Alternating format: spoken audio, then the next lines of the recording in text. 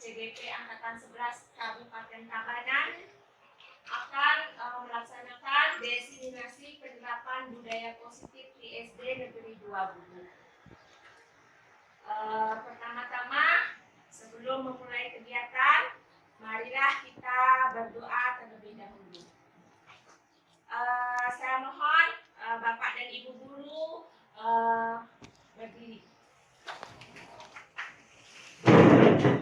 Saya pimpin sendiri. Berdoa mulai.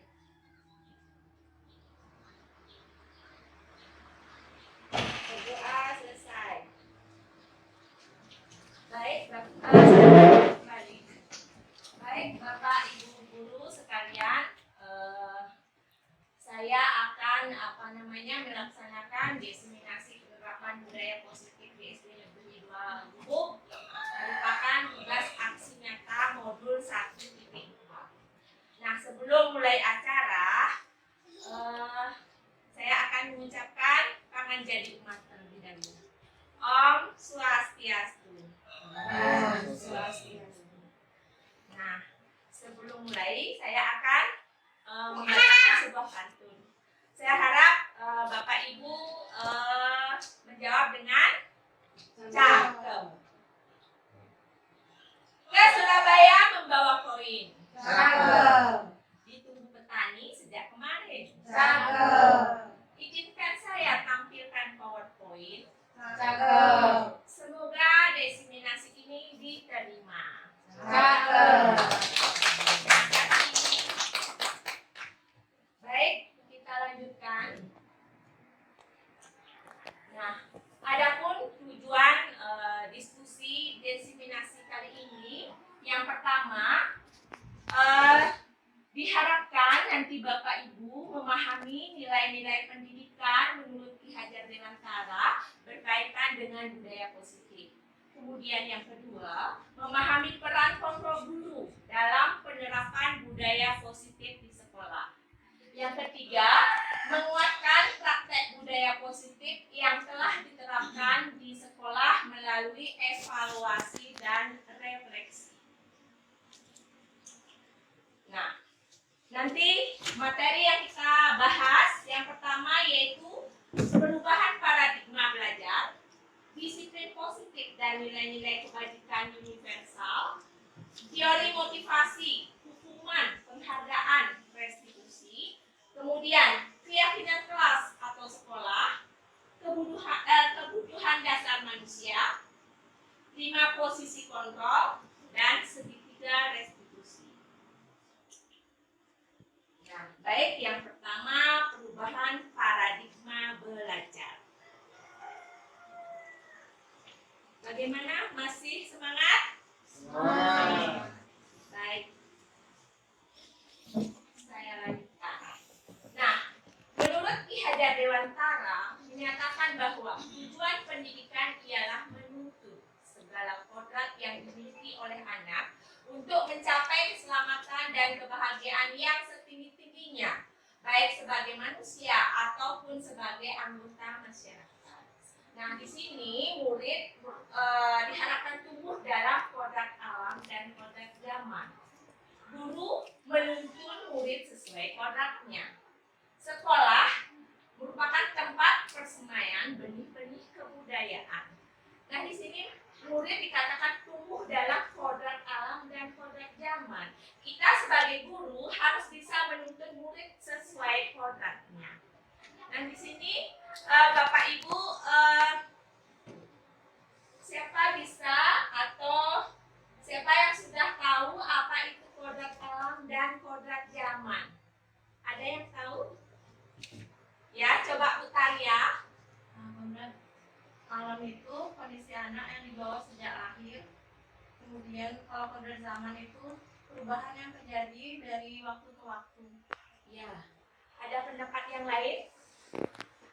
Nah, kita sebagai guru harus mengetahui kodrat alam anak itu seperti apa, bakat anak itu sebagai apa, minatnya apa. Nah, kita sebagai guru harus bisa menuntun itu. Kemudian kodrat zamannya. Nah, sekarang sesuaikan dengan zaman sekarang, zaman teknologi.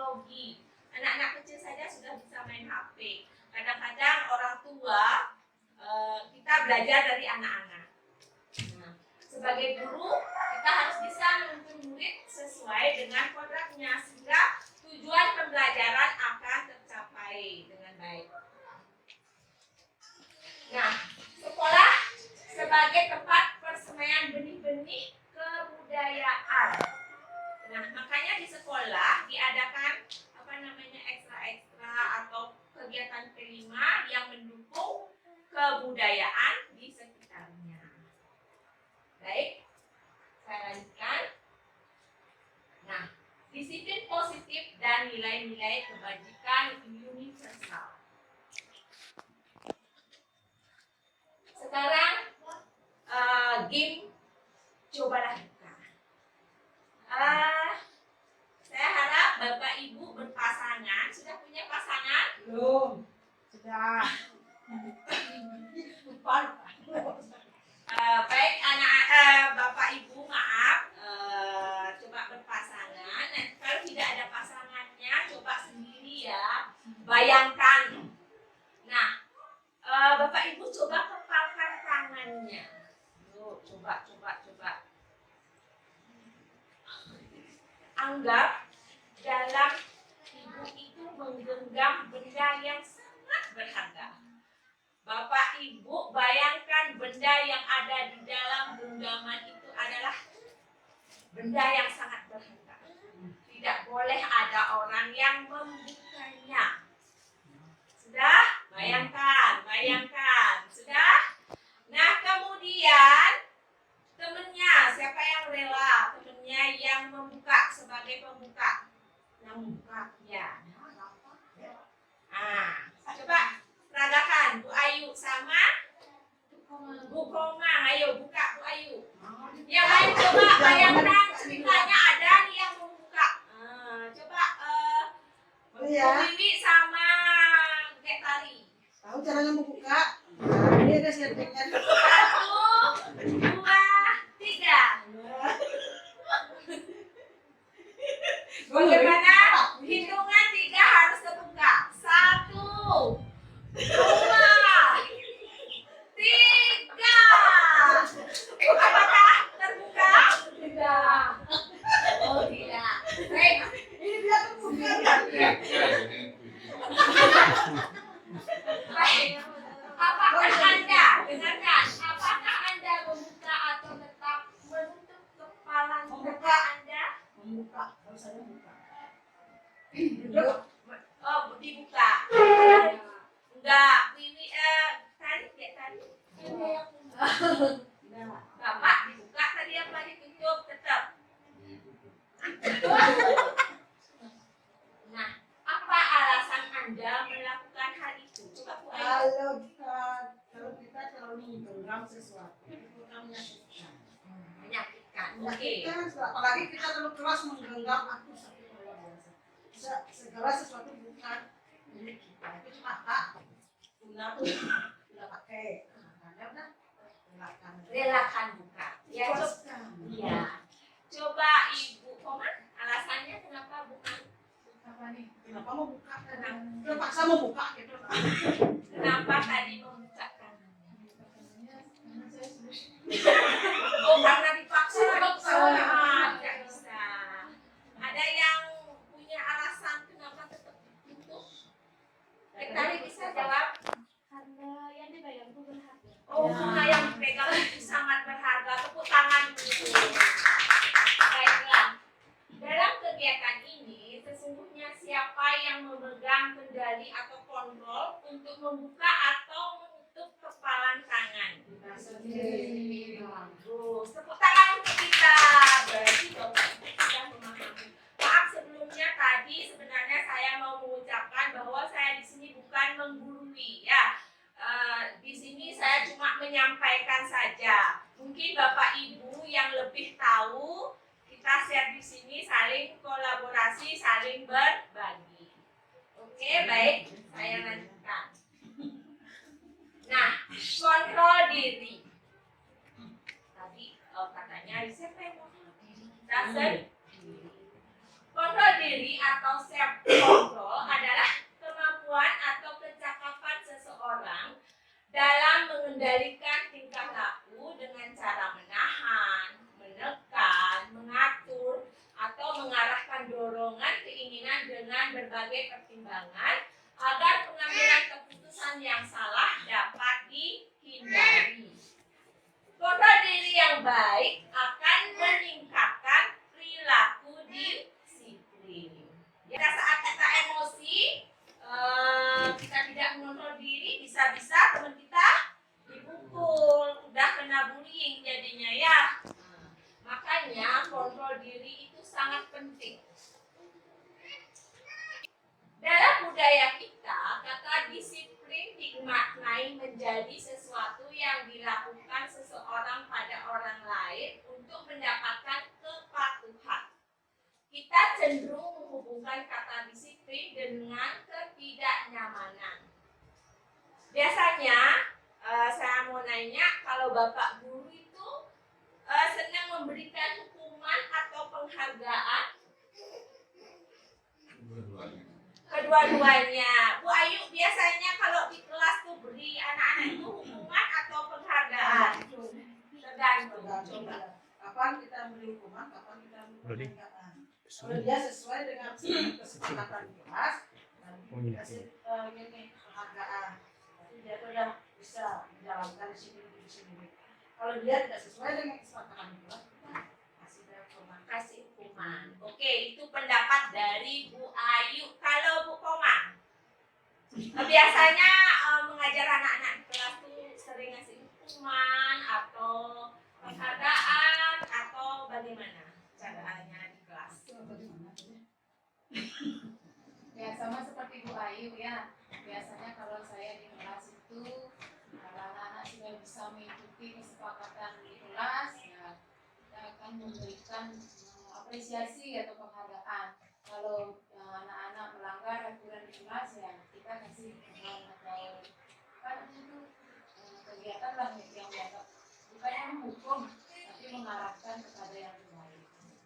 Baik, tadi Bapak Ibu katanya memberi hukuman atau penghargaan. Itu termasuk motivasi ekstrinsik. Berarti ada yang memacu atau memotivasi dari luar ya, sehingga murid itu melakukan sesuatu, tidak melakukan hal yang negatif. Oke.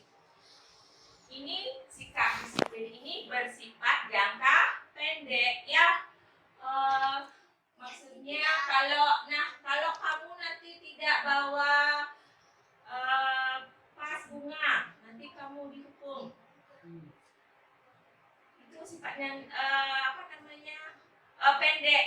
Kalau nanti dia naik kelas tidak ada hukuman gitu walinya lain, berarti dia tidak melaksanakan itu lagi. Nah, jadi ini namanya sikap disiplin bersikap jangka pendek.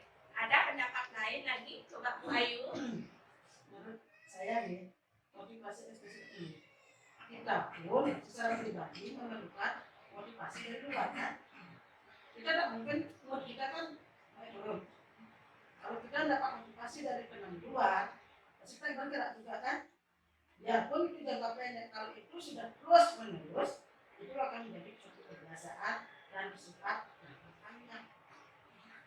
Ya, berarti menurut Bu Ayu, meskipun itu jangka pendek, kalau dilaksanakan terus menerus berarti itu konsisten namanya. Nah, setiap manusia itu kan perlu kalau dia tidak konsisten, kan ada saja manusia itu tidak sempurna ya. Berarti ini tidak berlaku lagi. Oke. Nah, kita lanjutkan. Menurut KHD, untuk mencapai kemerdekaan belajar dan untuk menciptakan murid yang merdeka, syarat utamanya adalah harus ada disiplin yang kuat. Merdeka itu artinya tidak hanya terlepas dari perintah akan, tetapi juga cakap buat memerintah dirinya sendiri. Kalau dia udah dari dalam, dari motivasi intrinsipnya, udah dari dalam, saya ingin begini, dari niat anak sendiri, berarti itu nanti bisa sampai jangka panjang. Ya. Nah, ini lagi disiplin positif menurut Diana Gosen. Arti dari kata disiplin berasal dari bahasa Latin, yaitu disiplina yang artinya belajar. Kata disiplin juga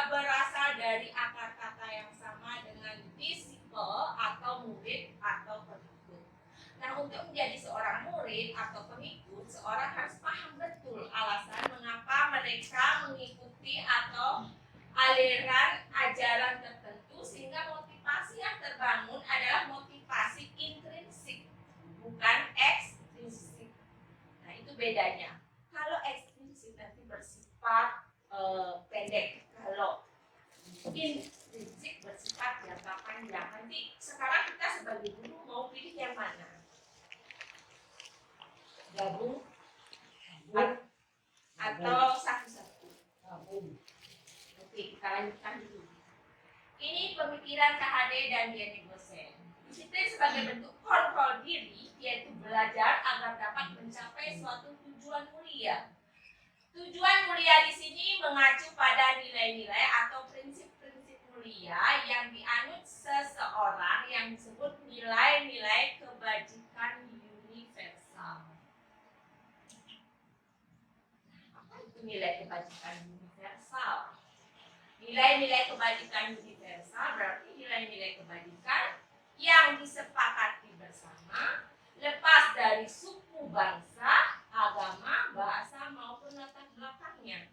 Meskipun suku bangsanya beda, agamanya beda, bahasa daerahnya, latar belakangnya beda, tapi kita sepakat bersama. Salah satunya adalah nilai-nilai kebajikan yang ingin dicapai oleh setiap anak Indonesia, yaitu profil pelajar Pancasila. Masih ingat profil pelajar Pancasila itu ada berapa? Berapa Bu Ayu? Aduh, ini Bu Ayu murid yang terpapar ya. Prestasinya Bu mana? Tepuk tangan. Muridnya kan 20 ada. Baik, nilai kebajikannya itu menurut profil pelajar Pancasila ada 6 ya. Bagus. Bu Ayu, apa Pak Viral bisa bacakan? Nah, saya singkat Bu. Dari yang pertama ya, Ya. profil pelajar Pancasila. Beriman, bertakwa kepada Tuhan Yang Maha Esa dan berakhlak mulia. Oke. Yang kedua, berpendidikan global. Oke. Yang ketiga, bergotong royong. Ya. Keempat, kreatif. Kelima, bernalar kritis, dan yang terakhir mandiri. Mandiri. Nah, tepuk tangan untuk Pak Viral. Nah, nilai kebajikan ini sering kita dengung-dengungkan sekarang ya di P5, kegiatan P5 ya. Oke.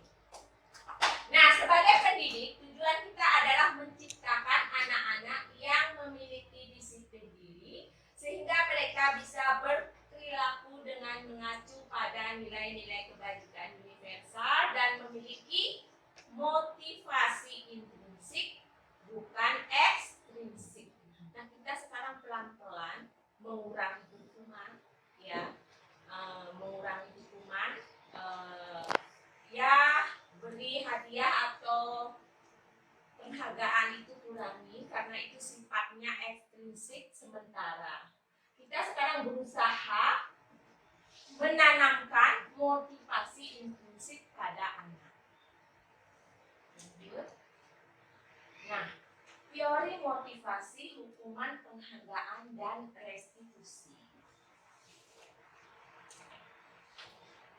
Teori motivasi. Apa alasan Bapak Ibu hadir ke kelas tepat waktu? Coba Bapak Ibu pilih yang A, B, atau C. Pilih dalam hati ya. Coba yang pilih A, angkat tangan. Ada presentasinya nggak? Boleh kan ya, yang itu 80, yang ini 20, yang ini. Enggak. Saya kan cuma suruh memilih dulu. Coba siapa memilih A, angkat tangan. Ah, enggak. Oh, tidak ada. Yang B? Tidak ada. Yang C? Angkat tangan, Nak. Bapak Ibu lupa. Enggak. Yang C? Kalau saya mau pilih semuanya. Boleh nggak? Saya kan menyuruh pilih A, B, C, Bu. Coba pilih yang A, yang B, atau yang C. Ini kan ada pilihan kan? A, B, dan Makanya C. tidak boleh ada motivasi intrinsik. Yang menurut pemahaman Bapak Ibu, coba pilih A, B, atau C. Saya cuma nanti menghitung ya A berapa, yang B berapa, yang C berapa. Yang A siapa? Pilih yang A. Bu Ayu. Nah, pada tangan saya. Ya, Bu Ayu satu, baru satu yang A. Kemudian yang B. Yang B juga. Boleh? Enggak, satu-satu. Yang B ada yang memilih? Tidak ada. Yang C? Semua. Cuma 1, 2, 3, 4, 5, 6, 7, 8 sama kameramen. Yang B 9 tadi ya. Oke. Yang memilih A. Apa alasan ibu hadir ke kelas tepat waktu? A. Karena takut ditegur oleh atasan. Di sini saya harapkan Bapak Ibu menjawab dengan yang jujur. Kenapa? Karena takut ditegur oleh Karena atasan. SKP-nya. Oh, Kan oleh atasan. oh baik. Tepuk tangan dulu untuk Bu Ayunya. Karena takut ditegur oleh alasan karena SKP-nya penilaiannya ini sekarang dinilai oleh yang terhormat Bapak Kepala Sekolah. Ya, masuk akal. Yang B karena ingin mendapat pujian, tidak ada ya. Itu penghargaan. Yang C, ini banyak yang C jawab. Karena ingin menghargai diri sendiri dan menjadi teladan bagi murid-murid. Di antara yang 9 orang ini ada yang bisa memberikan alasannya kenapa memilih C? Bisa?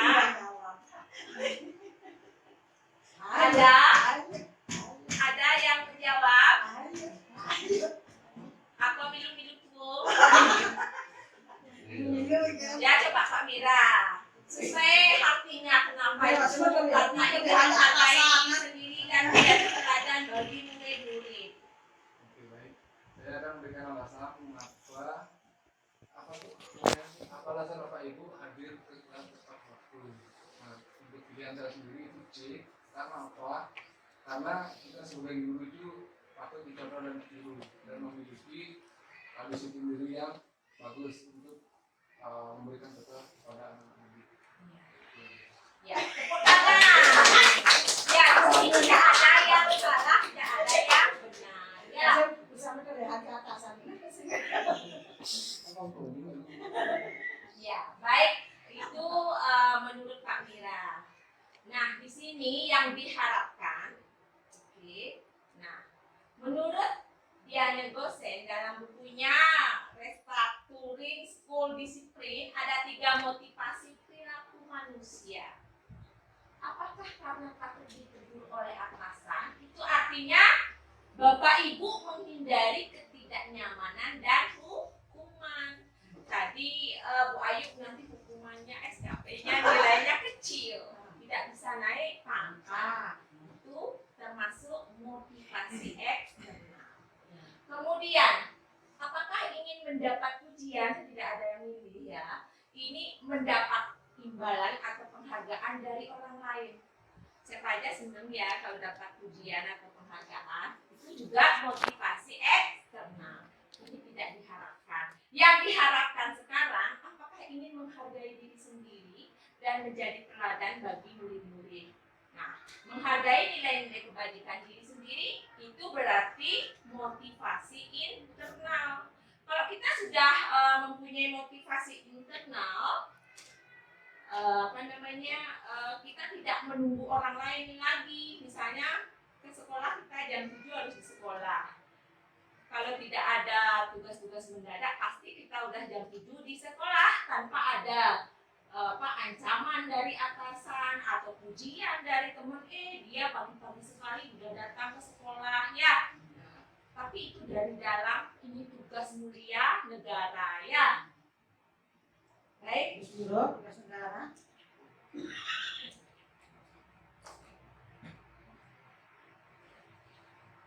Baik, saya lanjutkan. Konsep hukuman dan konsekuensi. Hukuman adalah tindakan negatif yang dijatuhkan oleh pihak berwenang untuk memberikan penghukuman dan penderitaan bersifat tiba-tiba, satu arah dan menyakiti. Biasanya hukuman itu menyakiti. Bisa siswa itu bisa trauma ya. Nah, kalau konsekuensi.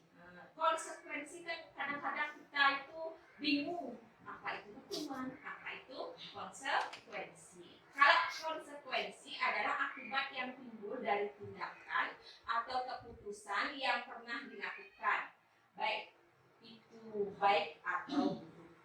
Nah, konsekuensi bersifat langsung disepakati dan bermanfaat.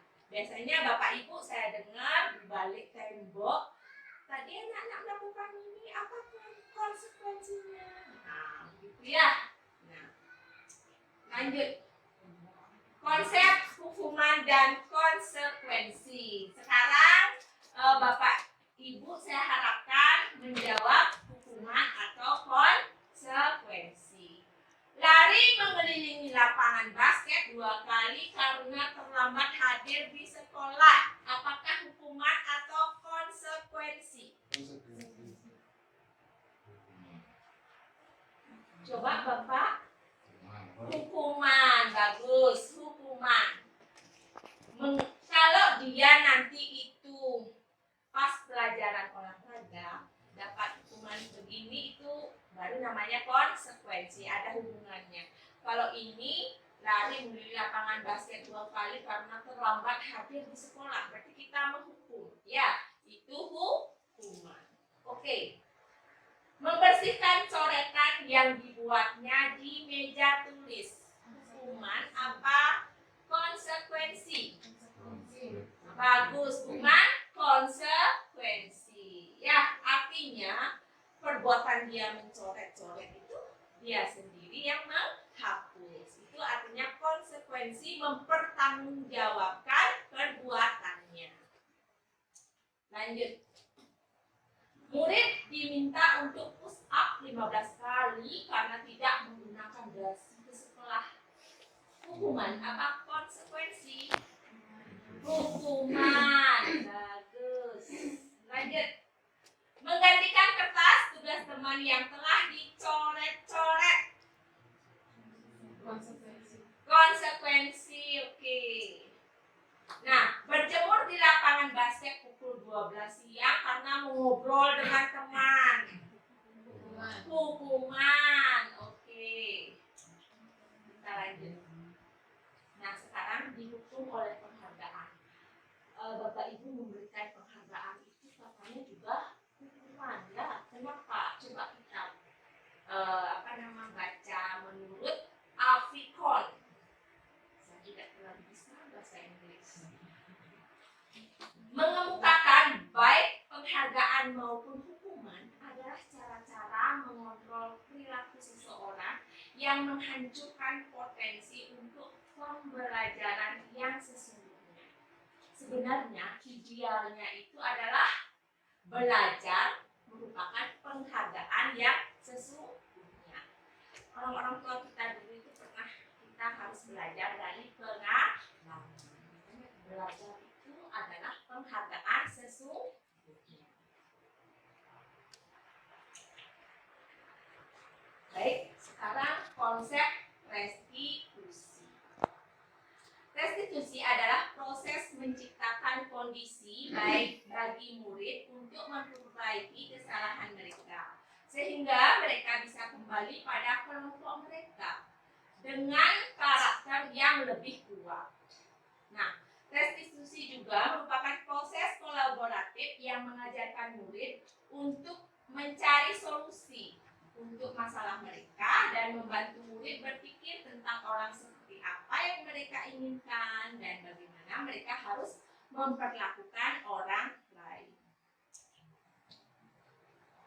Restitusi bukan untuk menebus kesalahan, namun bagaimana memaknai kesalahan sebagai suatu pembelajaran. Restitusi adalah tawaran, bukan paksaan. Nah, restitusi menuntut untuk melihat ke dalam diri. Restitusi mencari kebutuhan dasar yang mendasari tindakan. Restitusi fokus pada karakter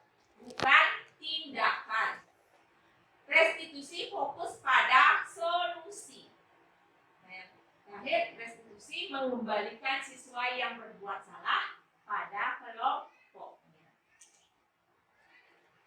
Nah, ini tadi identitas gagal dan identitas sukses. Tadi kita mengenal hukuman, konsekuensi, dan restitusi.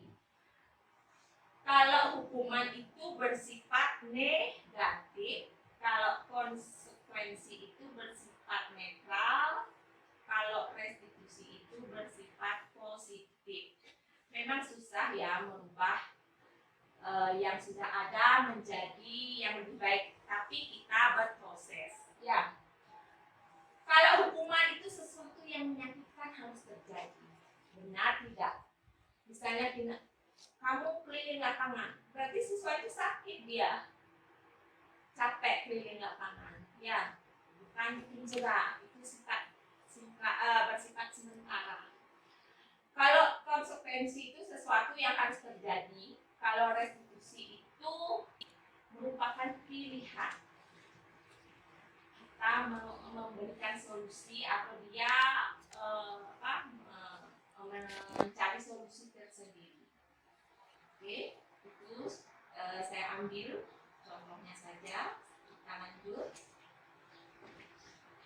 Keyakinan kelas. Saya lihat ini semua pada loyo. Sekarang ice breaking dulu ya. Siapa mau mimpin? Ya, Bu Mat. Ice breaking. Ya, seperti kelas 1 saja boleh. Ice breaking dangdang dinding. Dangdang sih. Tadi masih bawa Pak menjadikan itu.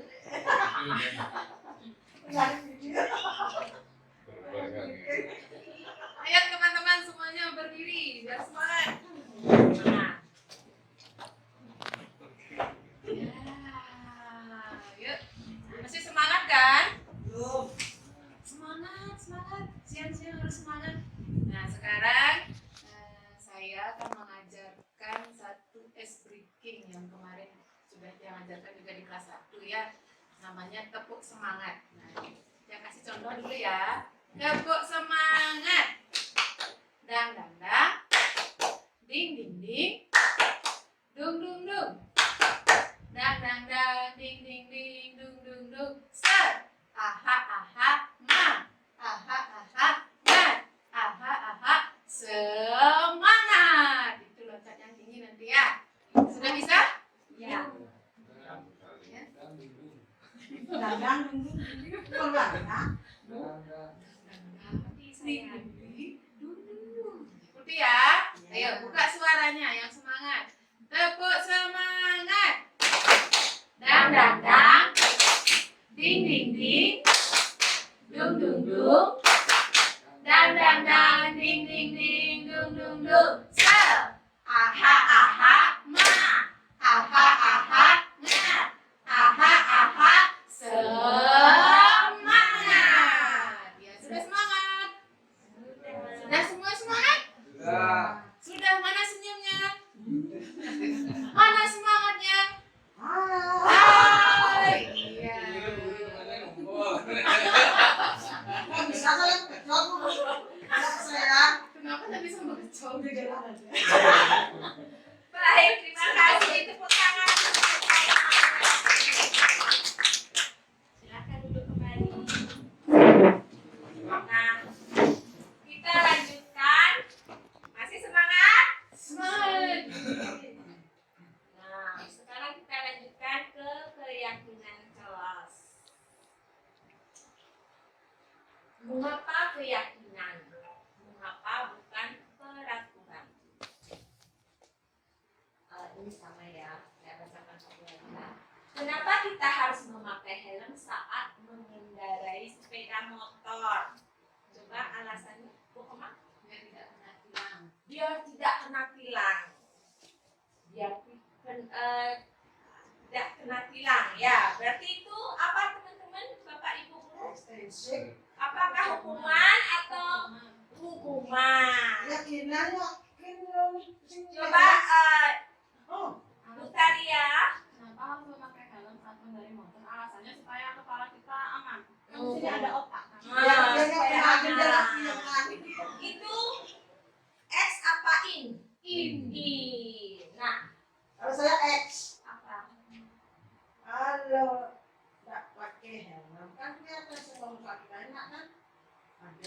gini loh, kalau pakai helm nggak kelihatan Kak kita. Kenapa kita pakai helm? Karena Karena kalau peraturan berarti itu X. Ya, yang kita harapkan apa Bapak Ibu? X X apa in? X Nah, yang X angkat tangan. Oh, yang in. Nah, berarti yang lebih banyak. Dengan helm kotaknya Nah, sekarang tujuan keyakinan kelas. bisa cuci aku Fokus. Tujuan keyakinan kelas. Yang pertama, menunjukkan keterlibatan murid dalam membentuk keyakinan kelas untuk mencapai kelas impian bersama guna pembelajaran yang efektif.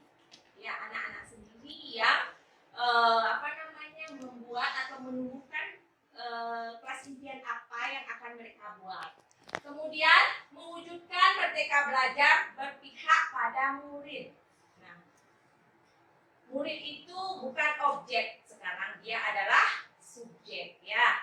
Kita sebagai guru itu menghamba kepada murid. Tugas kita menuntun, bukan memaksa. Ya, menuntun mereka sesuai dengan kodratnya, kodrat alam dan kodrat zaman yang tadi sudah dijelaskan oleh Bu Taria. Kemudian menciptakan komunikasi segala arah antara guru dan murid-murid. Yang terakhir membiasakan budaya dan disiplin positif.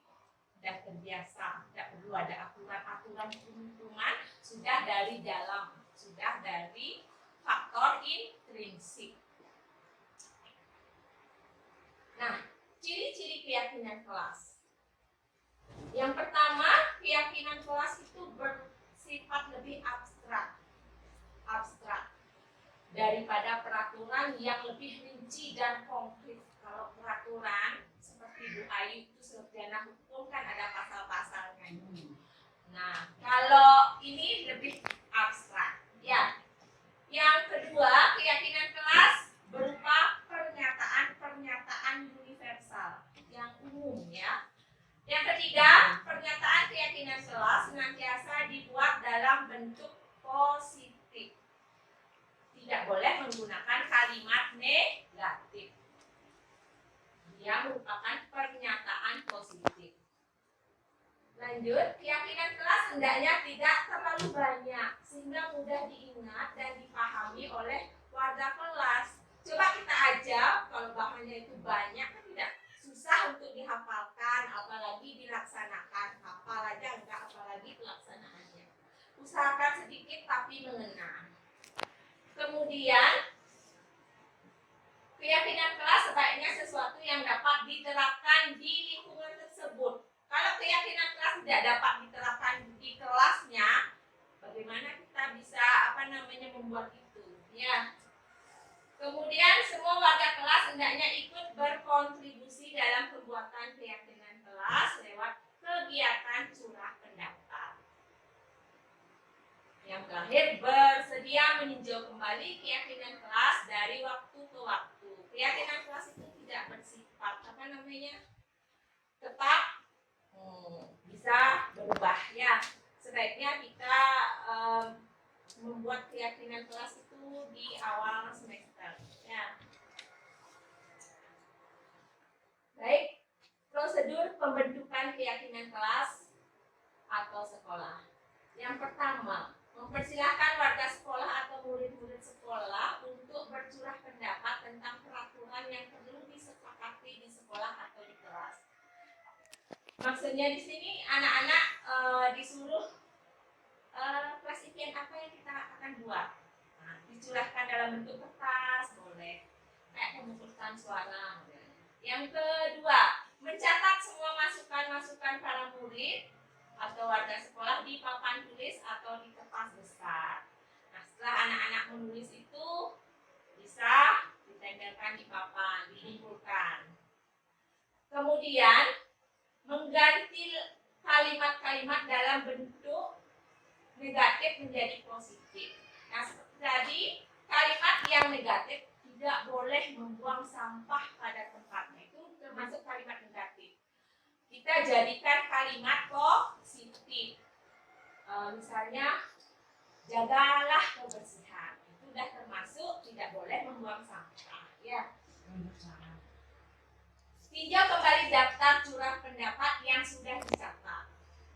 Kemudian tinjau ulang keyakinan sekolah kelas secara bersama-sama.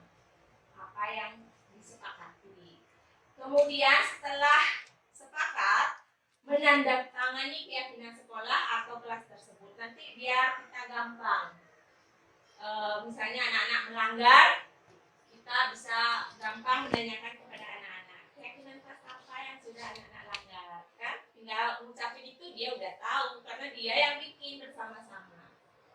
Kemudian keyakinan sekolah atau kelas selanjutnya bisa dilekatkan di dinding kelas di tempat yang mudah dilihat semua warga kelas. Ya, misalkan mudah dilihat supaya terngiang-ngiang terus ingat.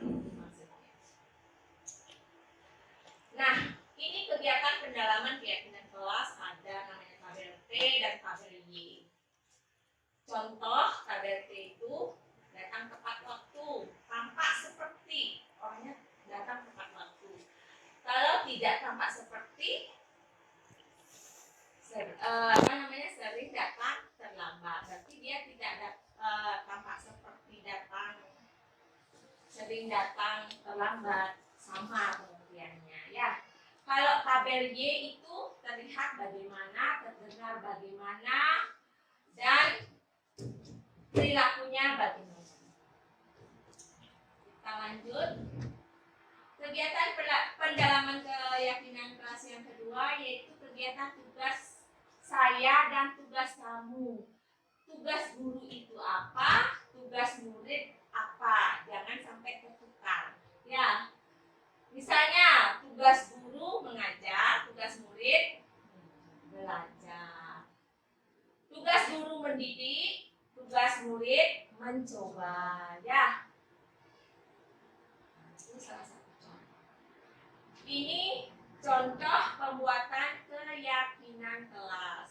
Nah, anak-anak dulu kita pertama-tama sosialisasikan apa itu keyakinan kelas supaya dia mengerti. Kemudian kita urut pendapat, suruh tulis di pungut, boleh, di kertas boleh, ditempel atau dikumpulkan seperti langkah-langkah yang saya bacakan tadi. Nah, ini contoh pembuatan keyakinan kelas. Misalnya hormat. Kami meyakini bahwa sangat penting untuk menghormati semua orang dan barang milik orang lain. Hormat itu aja mengerti. Ini untuk kelas besar ya. Kalau kelas kecil nggak mungkin dia ngerti ya.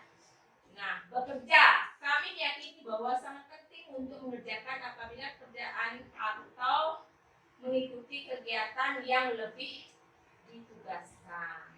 Kemudian diterima dan dimiliki. Kami meyakini bahwa sangat penting untuk merasa diterima pada suatu kelompok dan saling peduli satu dengan yang lain. Itu termasuk juga tidak boleh membeda-bedakan teman. Ini termasuk diterima dan dimiliki.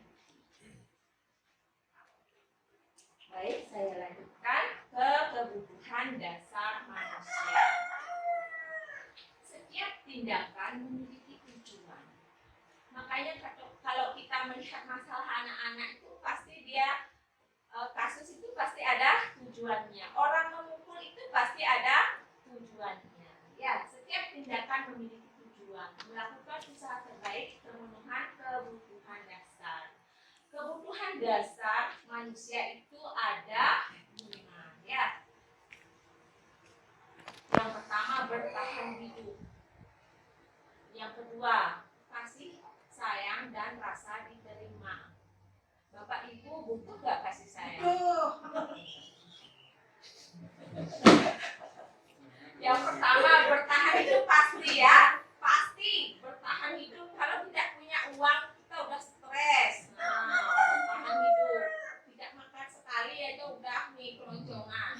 Emosi bisa meningkat ya.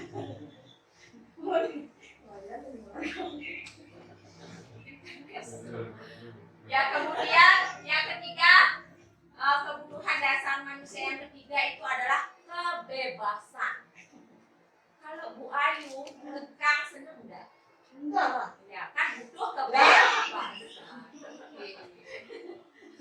Yang di sini Baik, setiap manusia itu pasti butuh kebebasan. Kemudian kesenangan. Ya, tentu semua orang pengen senang kan? Tidak mungkin dia sedih terus. Itu kesenangan itu merupakan kebutuhan dasar manusia. Kemudian yang terakhir itu penguasaan atau power. Semua orang ingin menguasai, ya. Ada pelajarannya. Kebutuhan dasar manusia itu ada 5. Bapak Ibu guru harus memahami ini. Inilah kebutuhan dasar murid kita.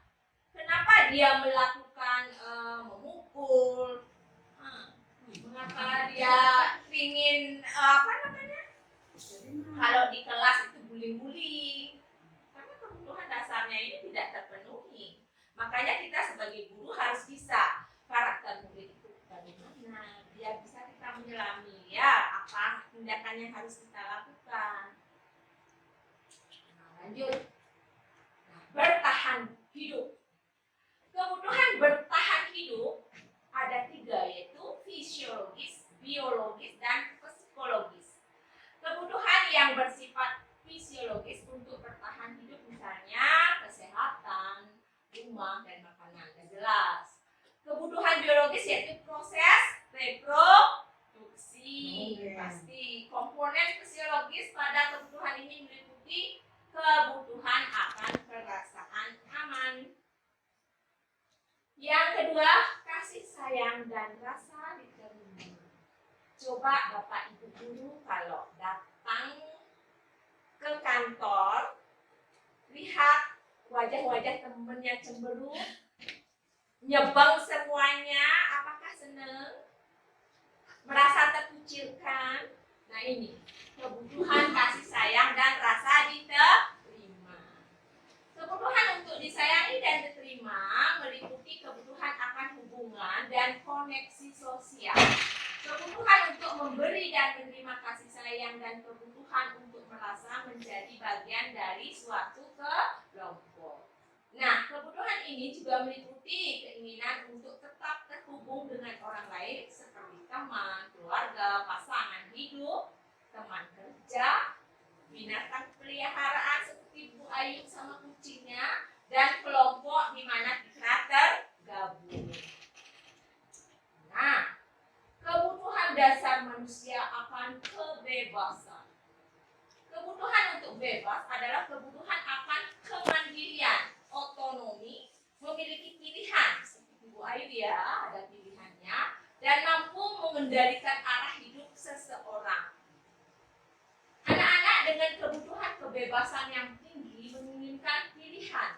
Mereka perlu banyak bergerak, suka mencoba-coba, tidak terlalu terpengaruh orang lain, dan senang mencoba hal baru dan menarik. Oke, kita lanjutkan. Kebutuhan dasar manusia akan kesenangan.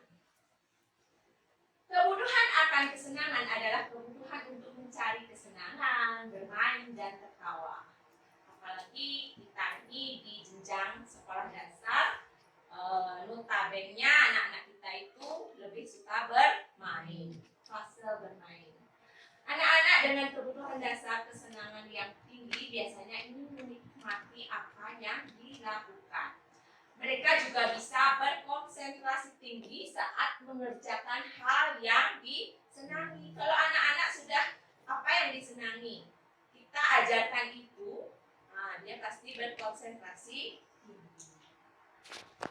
Oke, kemudian kebutuhan dasar manusia akan penguasaan. Ini yang terakhir, power. Kebutuhan ini berhubungan dengan kekuatan untuk mencapai sesuatu. Menjadi kompeten, menjadi terampil, diakui atas prestasi dan keterampilan kita didengar dan memiliki rasa harga diri.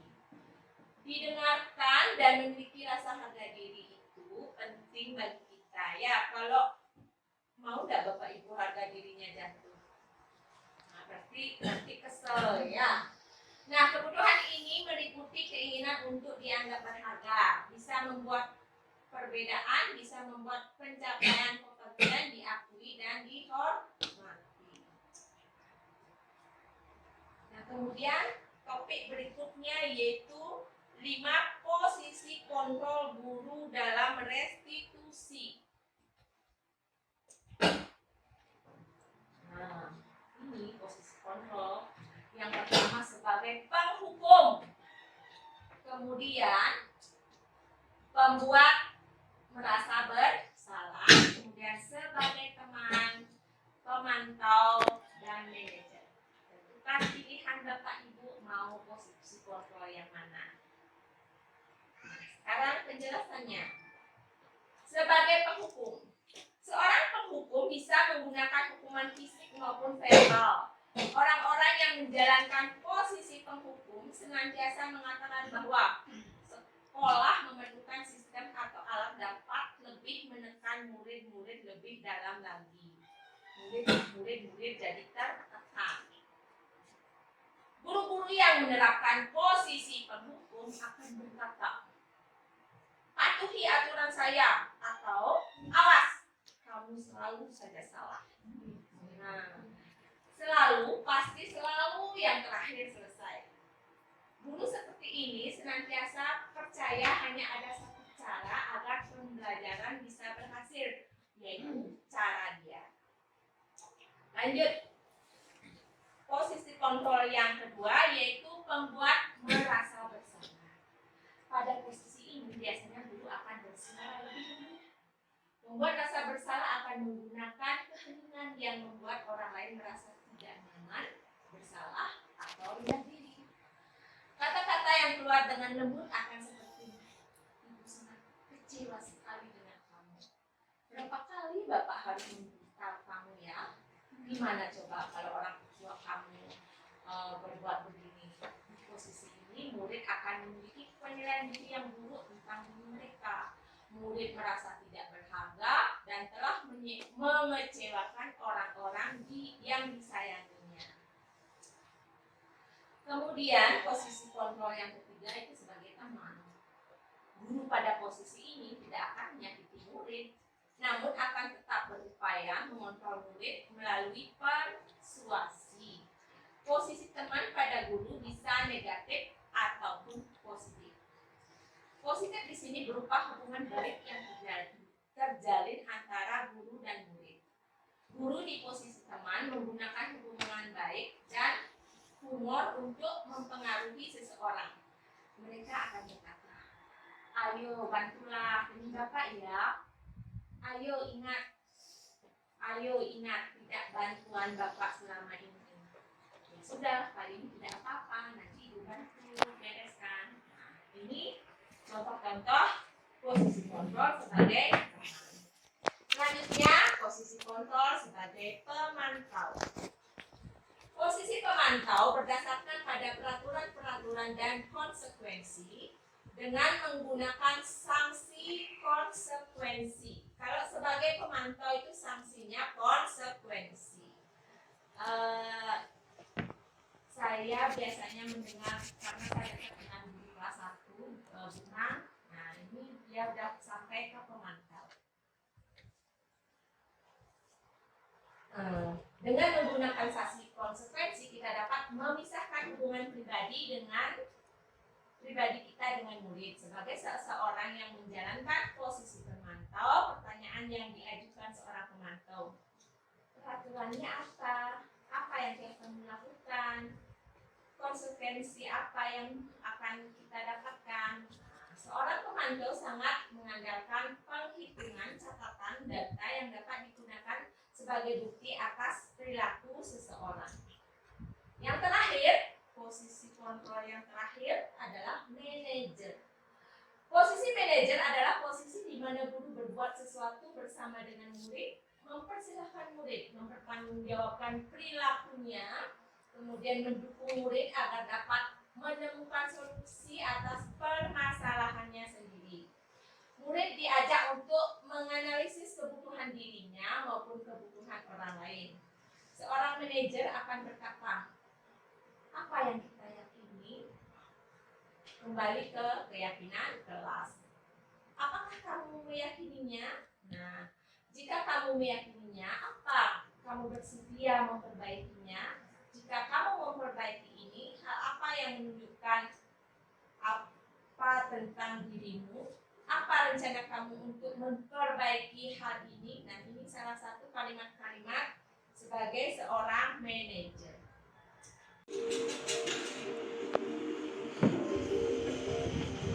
Naren! Sini kamu! Selamat pagi, Bu. Selalu terlambat. Kamu deh, pasti terlambat. Maaf, Bu. Saya... Apa? Apa coba? Kurang aja, Bu. Alasan kamu apa lagi? Betul. Kapan sih kamu tidak terlambat? Malas sekali ya kamu jadi anak. Saya... Dasar pemalas. Gak kapok-kapok sih kamu. Sudah berapa kali terlambat? Sana, kamu keliling lapangan basket 2 kali. Kenapa saya harus keliling lapangan basket, Bu? Kenapa? Kamu melawan ibu. Berani-beraninya jawab. Sudah terlambat, masih berani jawab pula. Sekarang, keliling lapangan basket 5 kali sekalian. Biar kapok. Cepat. Pergi sana ke lapangan basket.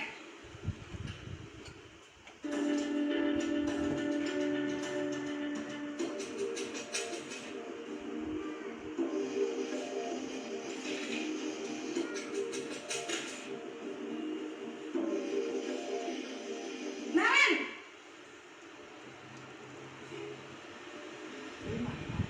Selamat pagi, Bu. Naren.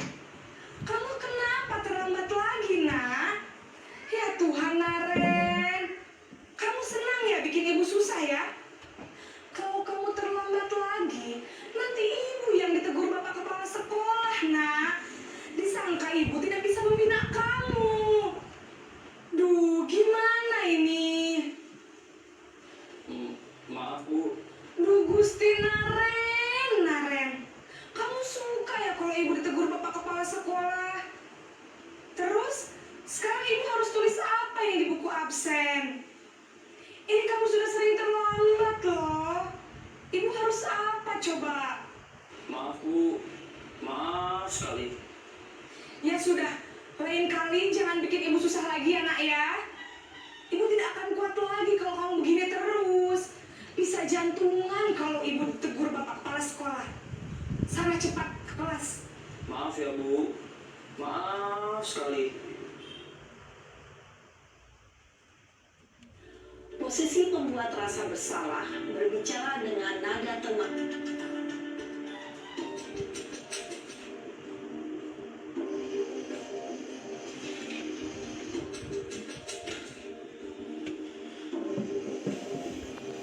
Naren!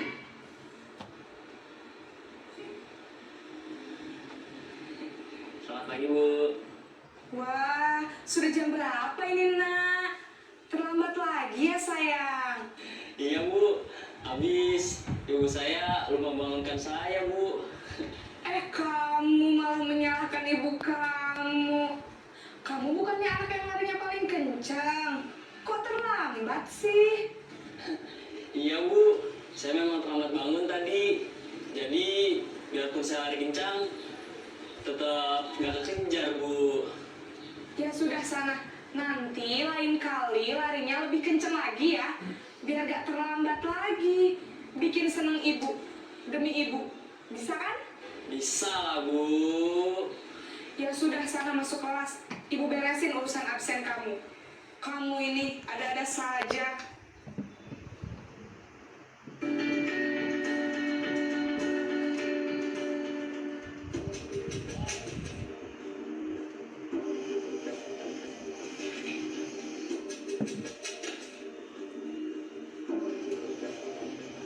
Naren!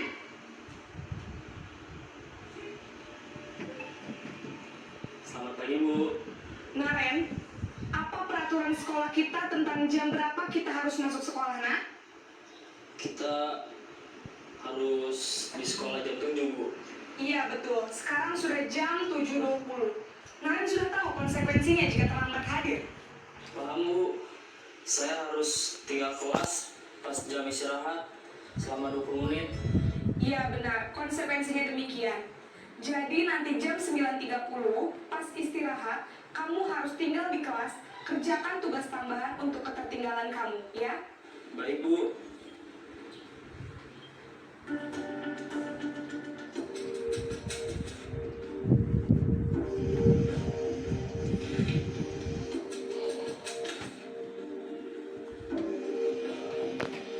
Naren!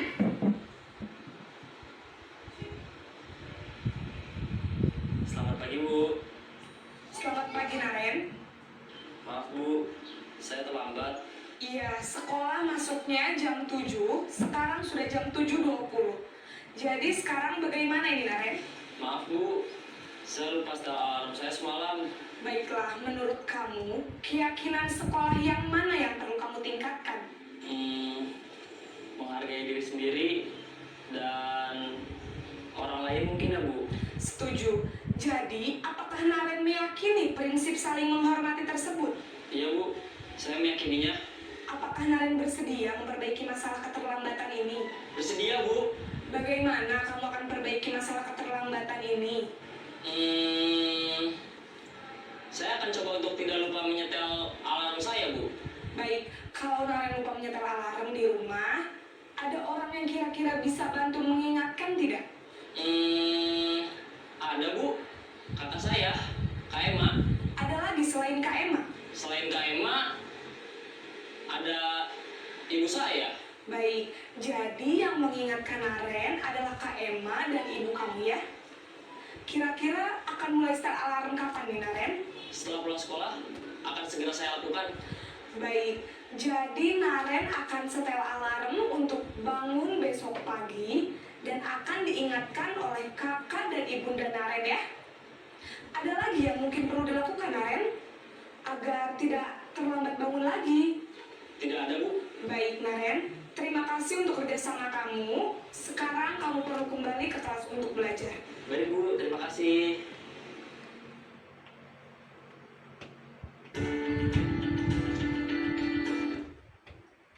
Nah, itu tadi ilustrasi 5 posisi kontrol.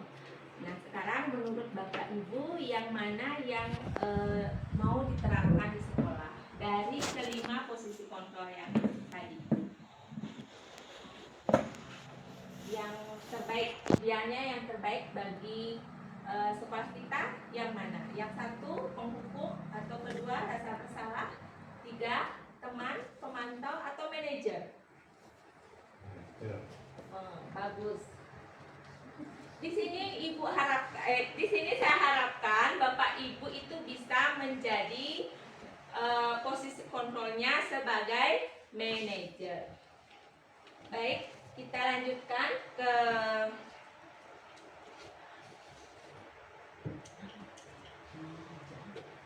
materi selanjutnya, yaitu segitiga restitusi. Nah, segitiga restitusi ini ada 3, yaitu yang pertama menstabilkan identitas, kemudian validasi tindakan, dan menanyakan keyakinan. Apa itu menstabilkan identitas? Kalau segitiga restitusi ini cocok digunakan untuk menyelesaikan masalah-masalah yang ada di sekolah, terutama masalah-masalah yang ditimbulkan oleh murid-murid kita. Menstabilkan identitas, yaitu mengubah identitas anak dari orang yang gagal karena melakukan kesalahan menjadi orang yang sukses. Anak yang melanggar peraturan karena sedang mencari perhatian adalah anak yang sedang mengalami kegagalan. Dia mencoba untuk memenuhi kebutuhan dasarnya, namun ada benturan. Nah, kemudian kalau kita ingin ia menjadi reflektif, maka kita harus meyakinkan si anak dengan cara mengatakan kalimat-kalimat ini. Berbuat salah itu tidak apa-apa. Tidak ada manusia yang sempurna. Saya juga pernah melakukan kesalahan seperti itu. Kita bisa menyelesaikan ini. Bapak Ibu tidak tertarik mencari siapa yang salah, tapi Bapak atau Ibu ingin mencari solusi dari permasalahan ini. Ini contoh-contoh kata-kata dalam menstabilkan identitas. Validasi tindakan yang salah. Setiap tindakan kita dilakukan dengan suatu tujuan, yaitu memenuhi kebutuhan dasar.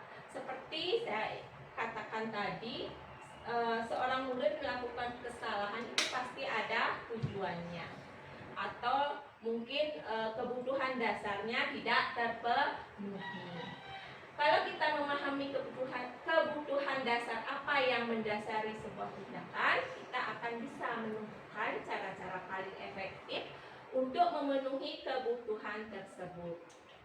Kemudian, menurut teori kontrol, semua tindakan manusia baik atau buruk pasti memiliki maksud tujuan tertentu. Seseorang guru yang memahami teori kontrol pasti akan mengubah pandangannya dari teori stimulus respon ke cara berpikir proaktif yang mengenali tujuan dari setiap tindakan.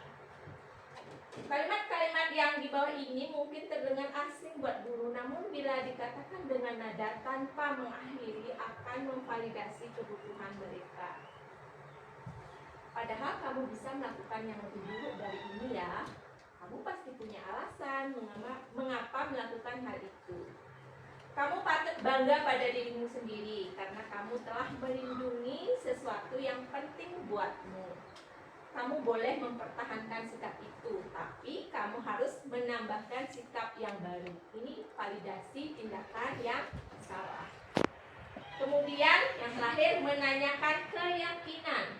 Teori kontrol menyatakan bahwa kita pada dasarnya termotivasi secara internal. Ketika identitas sukses telah tercapai dan tingkah laku yang salah telah divalidasi, maka anak akan siap untuk dihubungkan dengan nilai-nilai yang dia percaya dan berpindah menjadi orang yang dia inginkan. Pertanyaan-pertanyaan di bawah ini menghubungkan keyakinan anak dengan keyakinan kelas dan keluarga. Apa yang kita percaya sebagai kelas atau keluarga? Apa nilai-nilai umum yang kita telah sepakati? Apa bayangan kita tentang kelas yang ideal? Kamu mau jadi orang yang seperti apa? Penting untuk menanyakan ke anak kehidupan seperti apa nantinya yang mereka inginkan. Apakah kamu ingin menjadi orang yang sukses, bertanggung jawab, atau bisa dipercaya? Nah, ini salah satu contoh tugas demonstrasi kontekstual penerapan segitiga restitusi yang saya buat di kelas 6. Kasus 2, Sylvia sering datang terlambat sehingga tidak dapat melaksanakan piket pagi bersama teman-temannya. Nah, di sini saya mencoba menerapkan segitiga restitusi.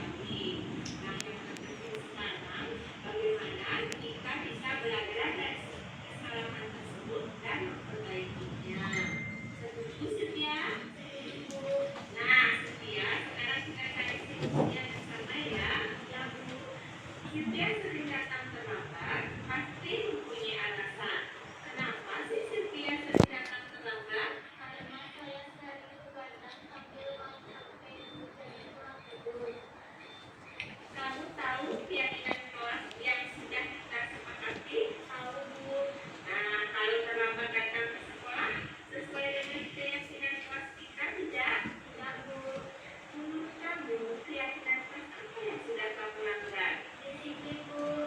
Nah, disiplin itu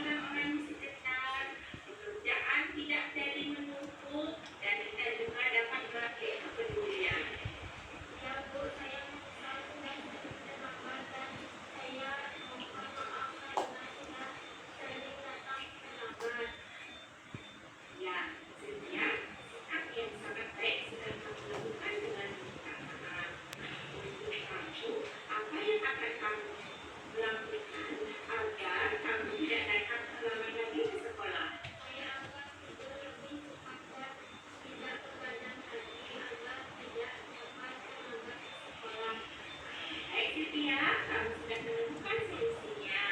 Dan ibu akan bekerjasama dengan orang tua kamu agar kamu tidak datang ke sekolah. Dan sekarang silakan kembali ke kelas.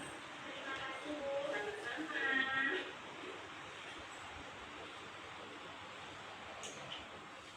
Baik, demikianlah pemaparan materi budaya positif, penerapan budaya positif di sekolah. Semoga bermanfaat bagi Bapak Ibu, bagi sekolah kita yang tercinta SD Negeri 2 Gubuk. Sebelum saya tutup, saya akan membacakan pantun terlebih dahulu.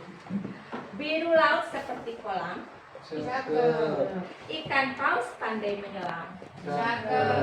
Dari lubuk hati yang paling dalam, saya tutup acara ini dengan salam. Om Santi Santi Santi Om. Om Swastiastu. Perkenalkan, nama saya Gusti Ayu Manjataria Dewi. Saya guru kelas 3 di SD Negeri 2 Gubuk. Setelah mengikuti kegiatan diseminasi terkait budaya positif yang disampaikan oleh senior saya, Ibu Niwayan Sukerni, saya mendapat banyak ilmu baru tentang bagaimana cara mendidik anak, memberikan respon, memberikan hukuman yang baik, dan cara menangani kasus yang terjadi pada anak. Ternyata tidak seperti yang saya lakukan selama ini. Saya banyak mendapat pemahaman baru dan saya merasa sangat senang sekali. Terima kasih. Om Santi Santi Santi Om. Om Swastiastu. Perkenalkan, nama saya I Gusti Madewi Rapudusa. Saya guru PJOK di SD Negeri 2 Gubuk. Perasaan saya setelah mengikuti diseminasi disiplin positif sangat antusias sekali karena memberikan motivasi kepada guru tentang budaya positif, dan semoga kedepannya kami dapat menerapkan dalam kegiatan pembelajaran. Terima kasih. Om Santi Santi Santi Om. Pagi anak-anak.